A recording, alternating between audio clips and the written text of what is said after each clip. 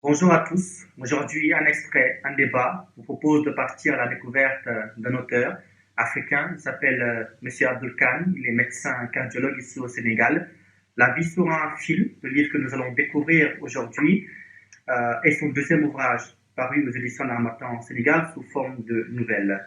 La vie sur un fil, 11 nouvelles dans lesquelles le professeur Abdul Khan nous raconte un peu son abnégation face à tous les drames devenus courants qui sont en train de se passer dans nos hôpitaux publics et qui sont, selon lui, inacceptables.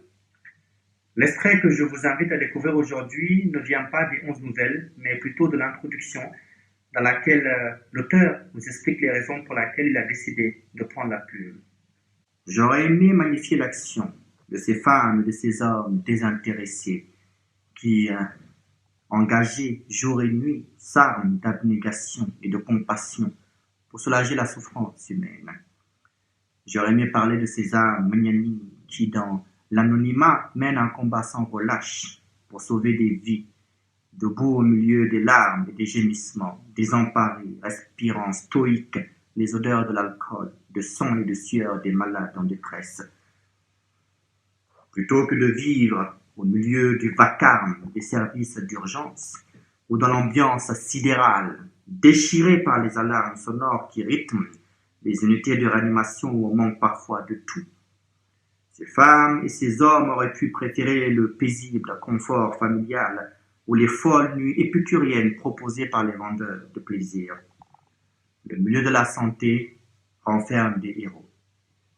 Médecins, infirmiers, cadres de l'administration, techniciens de surface, dont le combat de tous les instants mérite notre respect et notre reconnaissance. Mais je ne parlerai pas vraiment dans cet ouvrage de ces personnes au courage sublimé qui apportent espoir et soulagement aux malades et à leurs familles. J'ai choisi de narrer quelques-unes des tragédies que l'on peut rencontrer dans nos hôpitaux. Il ne s'agit malheureusement pas de quelques exceptions destinées à alimenter une rubrique de faits divers. S'il y a, à n'en pas douter, de la grandeur de notre hôpital public, il y a malheureusement trop souvent des témoins de l'atteinte à la dignité humaine qui doivent nous amener à préférer l'indignation légitime, même si elle dérange aux convenances de la routine. Le quotidien de nos hôpitaux est fait de bien de drames devenus ordinaires. Le chemin de pénitence qu'empruntent les malades et leurs familles est l'une des tares les plus repoussantes que notre société a sécrétée. On trouvera difficilement une souffrance plus profonde que celle de ces êtres, usés par la maladie, fatigués de cheminer dans le dédale des circuits administratifs tortueux et sans fin, traumatisés par cette atmosphère dantesque, ruinés par des chapelets d'ordonnances ou des pots de vin sordides et qui ne peuvent même pas espérer une qualité de soins dans les hôpitaux, se moquant de plus en plus de la charité. L'urgence est de payer les salaires, les accessoires du salaire d'un personnel souvent pléthorique, parfois recruté grâce à l'entregent du cousin politicien, du père directeur d'hôpital, du mari syndicaliste ou du frère médecin. Nul n'osera toucher au ristourne sur les actes ou aux primes.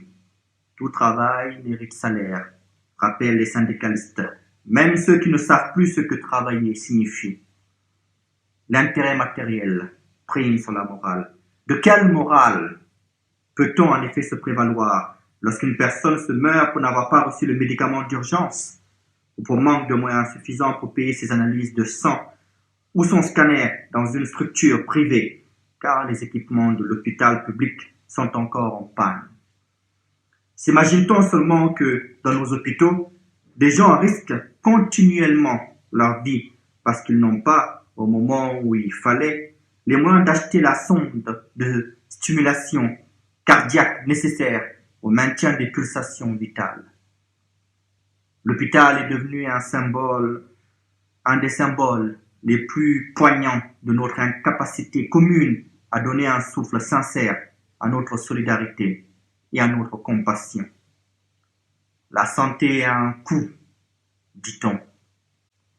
Voilà pour l'extrait. Je pense que le sujet, une fois de plus, s'impose à nous avec cette fin très dramatique, je dirais, très épique. La santé a un coût. Affirmative, négative, débattez.